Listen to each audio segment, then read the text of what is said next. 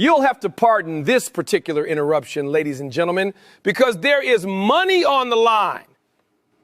There's always money on the line. That's why they let us on the air.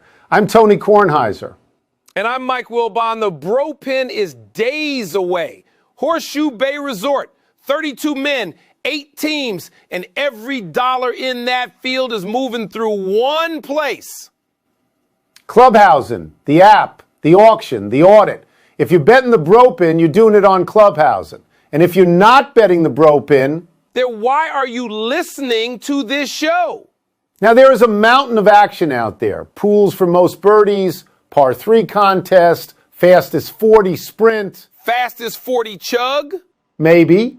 There are prop bets, poker games. I am legally uncomfortable describing them all. We are not covering all of it. We are covering 2 stories. 2.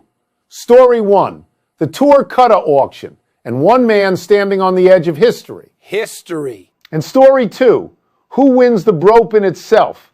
Because the handicap audit just dropped, and it changed everything we thought we knew. Buckle up. Story 1, let's go. The Tour Cutter auction is underway right now, and the number 1 story to watch is whether Josh LeBar completes the Grand Slam. Now hold on, be precise, because people throw this term around. I am being precise. Not the career Grand Slam, not the Tiger Slam, the actual Grand Slam, owning the winning golfer in all 4 majors in a single calendar year. Nobody's done it. Nobody's done it, and LeBar is 3 for 3. Walk through the receipts with me. Augusta, April. LeBar pays $90 for Rory. Rory wins the Masters. LeBar cashes $880. Fine, anybody can catch one. The PGA, Aronimink, Aaron Rai wins it, and here's the thing. Nobody bought Aaron Rai. The pot's just sitting there. So it rolls down the leaderboard, and who's holding John Rahm at T2? Don't say it. Josh LeBar. $35 for Rahm, $400 back. He won a major with a golfer who didn't even win the major. That's not luck anymore. That's a man reading the room. And then Shinnecock, the gutsiest call of the year. LeBar drops $40 on Wyndham Clark. Wyndham Clark? The man was just released from the USGA's doghouse. He was kicking lockers at Oakmont a year ago. Repulsive behavior. Repulsive. And your guy LeBar looks at that man and says, yes, him. That's where my money goes? And Clark goes wire to wire. Holds off Moya with Burns. Holds off Simmons with Kim. $980 payday. So run the math on the season. 160 invested. 2,260 returned. That is a 14x return. You know what the S&P did this year? Hedge fund guys charge you 2 and 20 to lose your money. And this man is running 14x out of an app that nobody has heard of. In a Metro North club car somewhere in Fairfield County, there are collars that are getting a little tight. If Josh LeBar buys the winner at Royal Birkdale, they shouldn't give him the pot. They should give him a job at Barclays as Adam Schnapper's boss. One auction between the man and immortality. Watch the Tour Cutter board. That's story 1. And story 2 is even bigger. Because while everybody was watching LeBar, Clubhousing just released their handicap audit for the BrOpen. And we've got rats and weasels on one end of that audit. And cardboard cowboys on the other. But before we touch that audit, breaking news out of Horseshoe Bay, because it changes the entire board. What happened? The competition committee, late last night, voted to implement a minimum tee shots rule. Every player's drive has to be used a minimum number of times per round. And I'm going to say it before you start. I think it's a great idea. Mark's right on this one. A scramble where one guy hits every drive isn't a team event, it's a chauffeur service. Make everybody's tee ball matter. That's real golf. Are you finished? I'm finished. Good. Now let me ask the only question that matters in any rule change in the history of organized sports. Who benefits? Here we go. Who benefits from a minimum tee shot rule? Teams with even handicaps across the squad. Teams with no ringer to lean on. So which team, pray tell, has the most even squad in the entire field? The Americans. The Americans, the commissioner's team. And who sits on this four-man competition committee? Andy Moya plays for the Americans. Mark Davis plays for the Americans. That is half the committee wearing the same shirt. 2 of 4 is not a majority. Oh, I'm not done. Member number 3, Morgan Brown, the single biggest Americans fanboy drawing breath. This man once suited up for them, filled in for a whole year when Moya stepped away. Moya was on leave. Leave? The man took a year off to recover from his wife's pregnancy. His wife's. She grew a human being. She delivered the human being. And Andy needed to go rest. And who carried his bag onto that roster while he recuperated from watching? Morgan Brown. You think that man votes against the Americans? He donate a kidney to that team and they make him use his own drive to deliver it. So your position is? My position is this is rigged. This is exactly what my kids do. They invent some deranged game only they can win. And the one time I finally crack the code and beat them at it, what happens? New rules. Suddenly, daddy's version doesn't count. That's not a competition committee. That's a group of children moving the goalposts. It's disgusting. Honestly, we should boycott this event. All of us. Everybody listening, boycott. But we won't. No, we won't. Because this is the most compelling tournament in golf. You know it. I know it. Everybody threatening to boycott will be on the first tee with a cigar. And I'll tell you what I actually like here. I like the Americans stacking the deck in favor of their own team and still choking. Because you know they will. They rewrote the rules of the tournament, and it will not save them. That is the most Americans thing that has ever happened. Let's move on. Who do we think you should back in the BrOpen? The handicap audit report just dropped. Released. Public. And we just got our hands on it. It's sitting in front of us right now. 32 men walked into that resort thinking nobody was watching. Ladies and gentlemen, somebody was watching. Explain the Sandbagger Index, because most people listening have never heard of it. A handicap is supposed to be the great equalizer. You're a 20, I'm a 5. The handicap lets us play a fair match. Beautiful, in theory. But a handicap only knows what you tell it. So there's an app called Clubhousing. And Clubhousing does what nobody's ever bothered to do. It takes what you actually shot, round after round, and compares it to what your handicap says you should have shot. The gap between those numbers is your Sandbagger Index.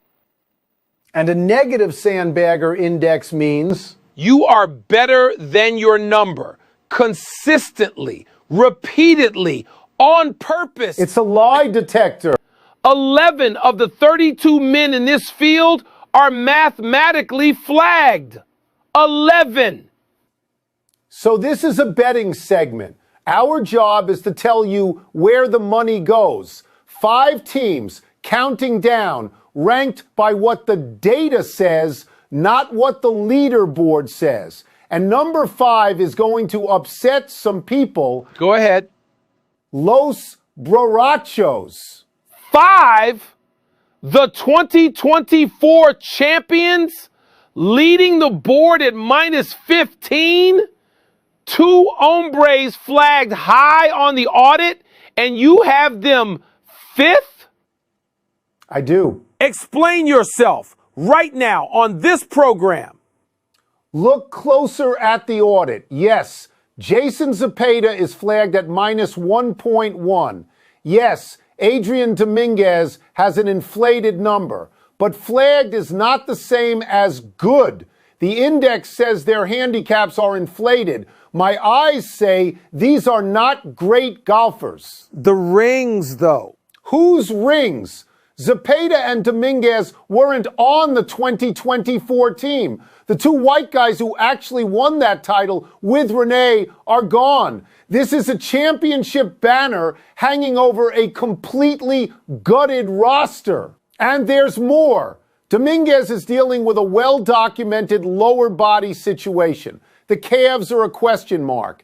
And Zepeda is famously playing with one good retina. 72 holes of depth perception, and then you factor in the fireballs. I've seen enough.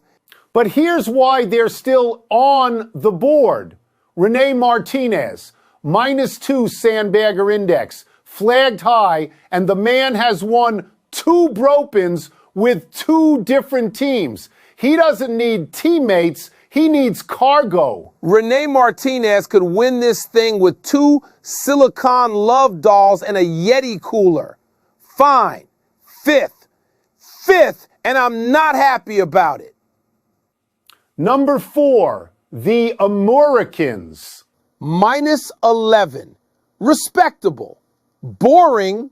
Except for Andy Moya, -1.6 Sandbagger Index, flagged high, and the number that matters, he beats his expected score in 61% of his rounds. Under tournament pressure. Most amateurs get on that first tee, hear their hand-picked walk-up music, pop a 3-inch boner, and forget which end of the club to hold. Andy Moya gets better. Andy Moya wakes up. He's calibrated to choke and then simply doesn't. That is a dangerous man.